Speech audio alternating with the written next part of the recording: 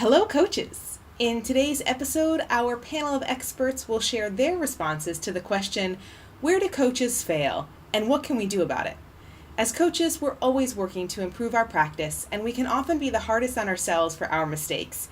Hearing the outside perspectives from teachers, counselors, librarians, and school leaders about how and when coaching fails gives us a very clear lens to use to examine our professional practice.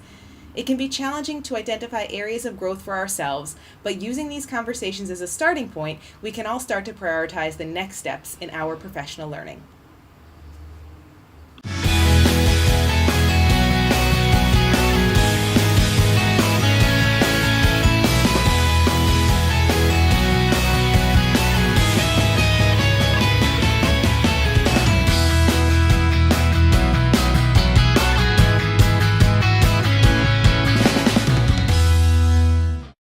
My name is Kim Cafino, and I'll be your host throughout the series. I've been an instructional coach in schools around the world for 20 years. I am passionate about the impact that instructional coaches can have on school culture, student learning, and teacher professional development, and I am so excited to share these conversations with you. We created this series to give you a window into our Eduro Learning Coach Microcredential Mentorship program. If you're ready to level up your coaching, our next cohort starts in April 2019 and registration is open now. Stay tuned after the video for more details and a free download to preview what you'll learn in this personalized coaching credential program. If you like any part of this series, give this video a like and subscribe to our channel to get all 8 videos in the series. Turn on notifications to be the first to see the next episode. Let's get started. Where or when does coaching fail, and what can we do about it? I think it can fail when a person doesn't have hustle. And if a person doesn't have really good relationships with people and doesn't know the kids. I think those are 3 really important things that I need to see coaches. I need them to have hustle and to just go make those connections and go do their thing and come back and be like, hey, Rebecca, this totally worked or this didn't work. What can we do? And just know that that's happening. I need them to know the kids, because if we're going to be talking, if their goal is to make sure that every kid is learning, they need to know the kids. So they can't just sit in their office during downtimes. They have to be coaches, sports coaches, or they have to be on playground duty. You have to know the kids, because otherwise, as a teacher, I'm like, you don't know them. Who are you to tell me what Kai needs? Picking Kai, because that's the Japanese version of John. Teachers don't have time for people who don't know their kids, I think. And I think they also just need to know their stuff and be flexible with it.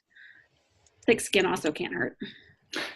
When they don't show themselves to be competent, I'm going to go into your math room. I'm going to talk to you about math teaching, and it's silly. It's you're not competent. You don't know what you're talking about. You have to be an expert in your field, right? That just like a teacher, relationships matter, engaging lessons matter. If you don't know what you're teaching or talking about, that's a problem. Coaches need to know what they're talking about. They have to be seen as being competent. Number 2, they have to build the relationships, right? They have to have connections with the teachers around them. And then number 3, it's the integrity piece. That's just really important. So it sounds like I'm going back to a previous answer. That answer works for that question too. The opposite of that answer is that's how they fail, I think from a leadership perspective, so that's, I'm looking at that question from a teaching perspective, but I want to look at it from a leadership perspective. I lose faith in coaches when they're not self-starters, when they don't have initiative. If I have to tell coaches what to do and what the priorities are, I feel like, man, I'll just do it myself, because you're supposed to support me. And part of that is taking stuff off my plate, but I know that we're going in the right direction, and then you're helping us move forward. So if you don't have initiative, if you don't have energy, if you're not a self-starter, those things are tough for a leader to have a coach like that. I have to micromanage. Well, you didn't tell me to do that. Really? With what I've got going on, if I've got to tell you how to do your job, that's not great. I want to hire someone who knows what the job looks like, is going to be able to manage themselves, set their schedule, and then tell me, look, this is why I'm doing this schedule. This is why my priorities are. dear leader, because I think this is how we're going to move the school forward. I'm like, yeah, sounds great, or ooh, a little bit more of you remember I said the orchestra kind of analogy, a little more of this, a little less of that. That's great. But give me the plan that we can work off of. Don't make me write that plan. Don't make me tell you how to do your job. That would drive me nuts. It fails if you don't understand the process. Then I think it fails because, and quite naturally, sometimes you're just thinking, please just tell me what to do. I need someone just to tell me what to do. I'm really not sure. Please give me 5 solutions and I can go and do them. So I think if you're just perpetually trying to coach and not recognize someone's, a different need, then of course that's not going to be healthy. But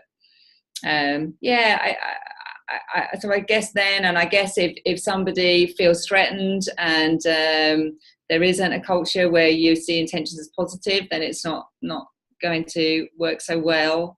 I think if there isn't time for it, so I know we were saying I could have some casual conversations that can turn into coaching or just a really kind of a reflection that can be quite brief. But really, it's also good to, I think I said near the beginning, to have a bit of a pause button and be able to really think carefully about what you want. And so I think maybe if there isn't any time given to it and it's all just casual and ad hoc, then that's also not so great. I guess this is kind of obvious, really. So investing some time in it, investing culture in it, understanding that that's not always the appropriate way to have the conversation. That's not always what's needed. And I think they're probably things that would be problematic.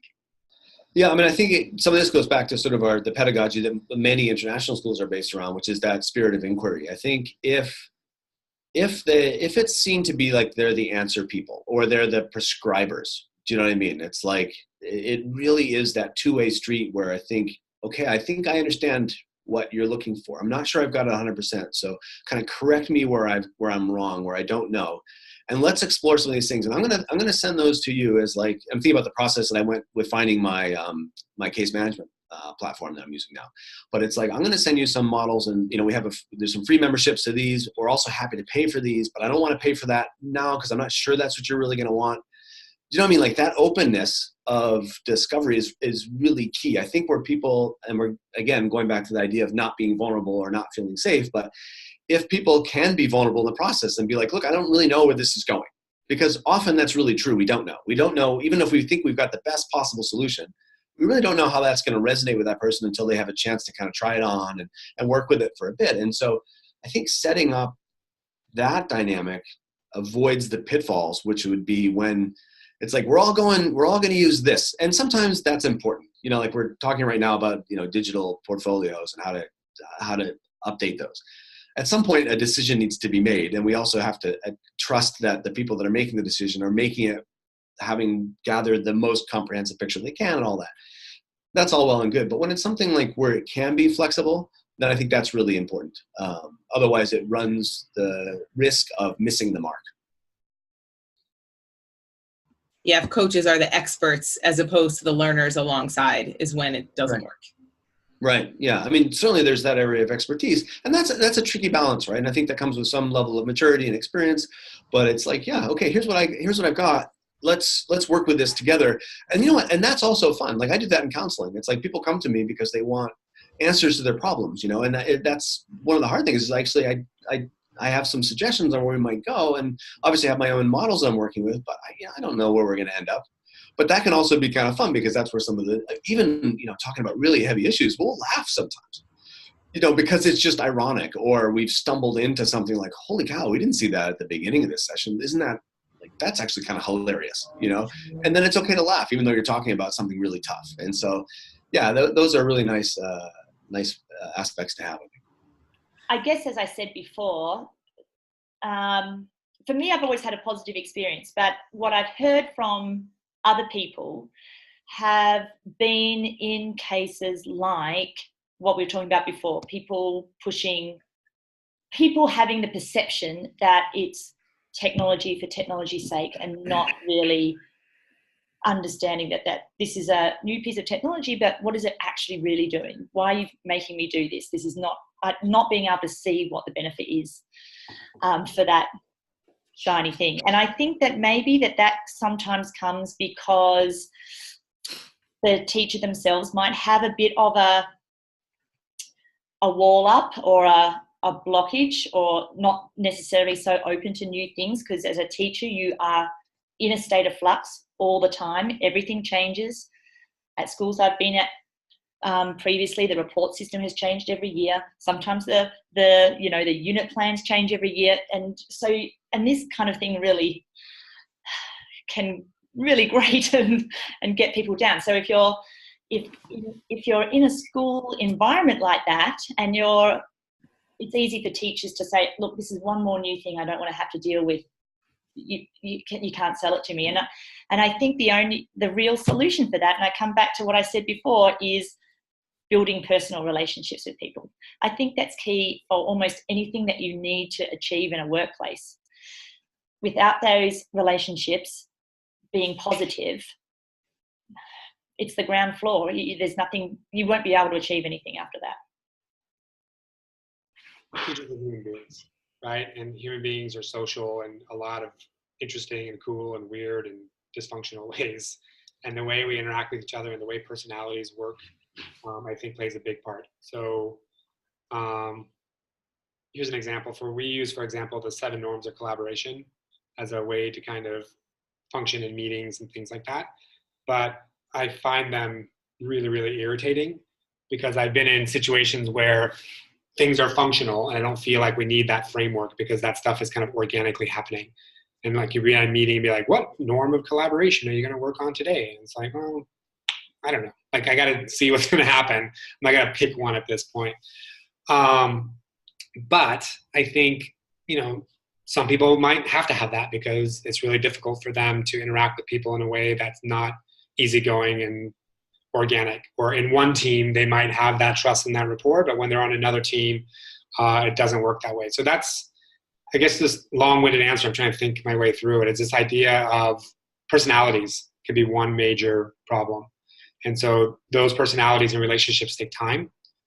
So if a coach comes in without having built that relationship and that trust and that rapport, and kind of has an agenda, and that's going to squash it pretty quickly. So I guess to answer your question, some advice for coaches is you have to kind of get through the personal stuff first. I don't mean personal like into people's business, but those personal social connections, and then come in with the other stuff. But if you come in day one like, hey, by the way, I have this rubric and I think this is going to make you a better teacher, why don't you do this? And the person's not into that, then they're going to be like, no way, like, get the hell away from me. As far as when coaching fails, I think it's when you don't seek to understand before being understood. When you push and you shove and you just, I have this fun new thing that you will love. It's perfect for what you're trying to do, without actually listening to what they need, or where they're at, and where their comfort level is at, and what they're doing with their kids and where their kids are at. Sometimes you can have a teacher that is quite tech savvy or whatever, but they realize that they have a class where if you're doing too much tech, it doesn't work for that group, right? So it's not pushing, it's not shoving, it's listening and understanding before being understood on an individual level. When I was thinking about this, one of the things that came to mind was when as a coach, when I try to do too many things, I think when coaches are spread too thin, it's really important. I mean, I can easily apply this to an IT job, right? An ed tech job. If you come in and it's, all right, your job is to make everyone in the school a magical ed tech wizard, like that is never going to happen. And it depends on how many kids and how many teachers you have. So I think really in the beginning, especially targeting what is it that you're going to focus on and what are your priorities? What are the goals that you want to accomplish? And I said, what are the goals that you want to accomplish? But really identifying what are the goals that the school needs you to accomplish, that needs to be done for teaching and learning in your school, that needs to be done for the students and the community. So figuring out how to identify that in the beginning is really important. Of course, conversations with your admin are going to be helpful because they have a bird's eye view of the school. But you need to get into the into the ranks and talk to the people. And sometimes it's as simple as at that beginning of the year, hey, my name's Katie. Here's what I can do for you. Books are great. By the way, use a Post-it because we're an IB school and we love them, and put them on the whiteboard on the way out and tell us, what can I do for you? What would you like help with related to reading, research, or building community in your classroom? And then be able to collect some of that data to figure out what you're going to focus on. I think that's the biggest mistake, is spreading yourself too thin. I also think that coaches who struggle sometimes with being effective often are also people who struggle with managing their time really well, because as a coach, if you promise to do these things for me, then you need to be able to get those done. And if you spend your entire day in meetings with people making plans, and then you don't have any time to create those resources or collect those items or get those plans together, people won't come back to you again. So thank you so much for watching our Eduro Learning Level Up Your Coaching series. If you like any part of this series, please give this video a like. It really does help out our channel. If you want more videos like this, subscribe to our channel and turn on notifications to be the first to see the next episode. We want to hear from you. Do you have questions about instructional coaching? Would you like to see a specific educator featured in an upcoming interview? Do you have a great coaching story to share with us? Leave us a comment down below and let us know. If you are ready to level up your coaching, check out our website where we have over 20 practical, relevant, and engaging online courses designed by coaches for coaches. Our most in-depth program, the Coach Microcredential Mentorship Program, is exactly what you need to level up your coaching. You'll get 26 weeks of curated coaching content in our private online course forums, a private cohort of coaches to learn, share, and reflect with, and you'll even have your own private mentor for an entire academic year. Become a certified Eduro Learning Instructional Coach today.